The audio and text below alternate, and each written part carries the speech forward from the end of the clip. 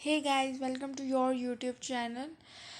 आज हम करेंगे कंप्यूटर जनरेशन्स टॉपिक कवर करेंगे, जिसमें हम कंप्यूटर जनरेशन 5 टाइप की होती है basically. First generation, second, third, fourth and fifth, जो अब हमारे टुडे चल रही है। देखिए, फर्स्ट जनरेशन में क्या कह रहा है। फर्स्ट जनरेशन में हमारे पास क्या आया था, वैक्यूम ट्यूब्स आई थी फर्स्ट जनरेशन में। The first computer use A vacuum tube for secretary and magnetic drums for a memory.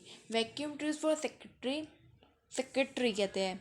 Magnetic drum for memory के लिए यूज़ किया जाता है। Where after enormous taking up entire room, जो ये पूरा एंटायर रूम लेता है। ये बहुत एक्सपेंसिव आता है, क्योंकि पुराने टाइम में इतनी मॉडिफिकेशन नहीं थी, इतने अच्छे से हर चीज़ अवेलेबल नहीं होती थी। आज तो मशीन वर्क है, इसलिए हमें बहुत लेस प्राइस पे चीज़ें अवेलेबल हो जाती है। तो that's why to operate an addition to use a great deal to of electricity. ये ग्रेट यूज़ किसके थ्रू होता है, इलेक्ट्रिसिटी के। Generate a lot of heat, ये ना बहुत सारी हीट जनरेट करता है। And which often cause a mail functions.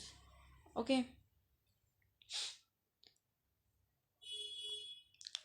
First generation के बारे में हमने अभी पढ़ा कि वैक्यूम ट्यूब्स क्या होता है। आगे के पॉइंट्स है, देखिए। First generation computer relied on a machine language. ये लो लेवल लैंग्वेज प्रोग्रामिंग में हेल्प करता है, जो कंप्यूटर समझता है। और to perform and they could only solve one problem at a time. जैसे आज के टाइम में जैसे कंप्यूटर है, लैपटॉप्स है, वो एक टाइम में, फ़ोन भी है, एक टाइम पे सो मैनी फंक्शंस कर लेता है। बट ये उस टाइम में फर्स्ट जनरेशन में एक टाइम में एक ही काम कर पाता था। इसमें इसके इनपुट किस बेस पे होते थे, पंच कार्ड। मैं आपको एक सेपरेटली बताऊंगी पंच कार्ड क्या होता है, पेपर टेप क्या होता है, output display in print out. अब उसको आपको प्रिंट आउट के उसमें दिखता है। आगे आता है सेकंड जनरेशन कंप्यूटर, ट्रांजिस्टर। देखिए, आप इस पे फोटो में देख सकते हैं, स्लाइड पे आप अपनी देख सकते हैं। ट्रांजिस्टर ऐसे होते थे। ट्रांजिस्टर रिप्लेस ए वैक्यूम ट्यूब। वैक्यूम ट्यूब की जगह क्या आए थे सेकंड जनरेशन में, वैक्यूम ट्यूब सॉरी ट्रांजिस्टर आए थे। एंड सेकंड जनरेशन ये करता है। और one transistor replace the 40 vacuum tube. देखो, एक ट्रांसलेटर किसके इक्वल है, 40 वैक्यूम ट्यूब के बराबर है। तो देखो वैक्यूम ट्यूब कितनी एक्सपेंसिव थी, फिर उसके बिहाफ पे ये कितना अच्छा रोल प्ले कर रहा है second generation. Allowing computer to become a slower, faster, cheaper and more energy effective and more reliable. वो उससे कितना अच्छे, इसके एडवांटेजेस में भी लिख सकते हो कि सेकंड जनरेशन ट्रांजिस्टर की क्या एडवांटेजेस है। Still generate a great deal of heat that damage the computer. But ये भी ना बहुत ज़्यादा हीट प्रोड्यूस करता है, और ये डैमेज क्रिएट कर सकता है आपके कंप्यूटर को।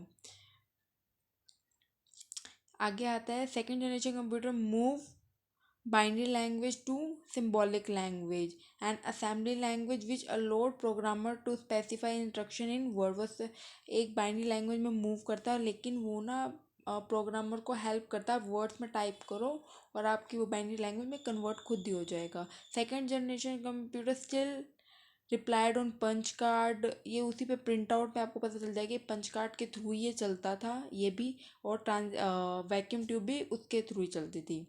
These were also the first computer that store their instruction in their memory. ये पहला कंप्यूटर था जो स्टोर करता था अपनी इंस्ट्रक्शन को मेमोरी के अंदर। Which move from magnetic drum to magnetic cord technology. किसके थ्रू मूव होती थी, magnetic drum to magnetic cord technology के थ्रू। अगला आता है third generation computer, integrated circuit, जिसको आईसी से भी डिनोट होता है। थर्ड जनरेशन में क्या आता है, इंटीग्रेटेड सर्किट, जो आईसी से भी डिनोट होता है। और इसके बाद hallmark of a third generation, इसका क्या आता है, the development of a integrated circuit was the hallmark of the third generation of a computer.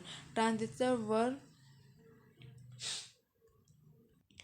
miniaturized and placed on silicon chips called semiconductor कहा जाता है। और ये ना बहुत अफेक्टिव होता है, जो आपकी कंप्यूटर की स्पीड को इंक्रीज़ करता है। बट ये छोटा होता है एज़ कम्पेयर टू, ये चीपर होता है, सेकंड जनरेशन से कम लेस प्राइस पे आपको मिल जाता है। It could carry out instruction in billions of seconds में कर लेता है ये। नेक्स्ट आता है point, user interacted with the third generation computer through the keyboard, monitor, third generation में आप किसके through, keyboard, monitor and interface with an operating system के थ्रू आप इंटरफेस कर सकते हो कंप्यूटर के through, which allow the device to run many different application at one time.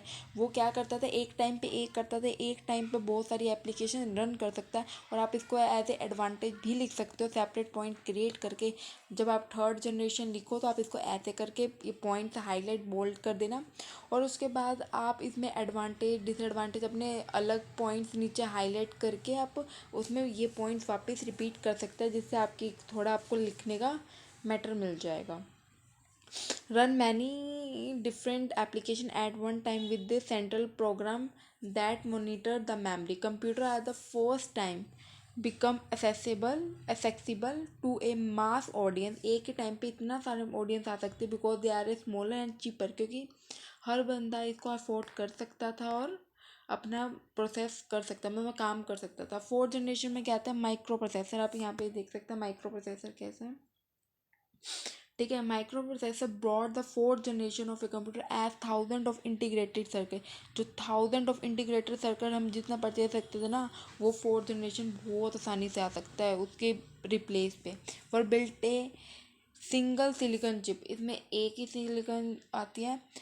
Eight sorry as the small computer become more powerful, जो छोटे छोटे computer हैं बहुत पावरफुल है। They could be link together to form a network. ये सारे मिलकर एक बहुत अच्छा नेटवर्क बनाते हैं, which eventually led to development of the internet. इसके कारण बहुत ज़्यादा इंटरनेट की डेवलपमेंट होगी। Fourth generation computer also so A development of GUI। मैं आपको बताऊंगी आगे वीडियोज़ में चलते हैं, जो आपके सिलेबस में है।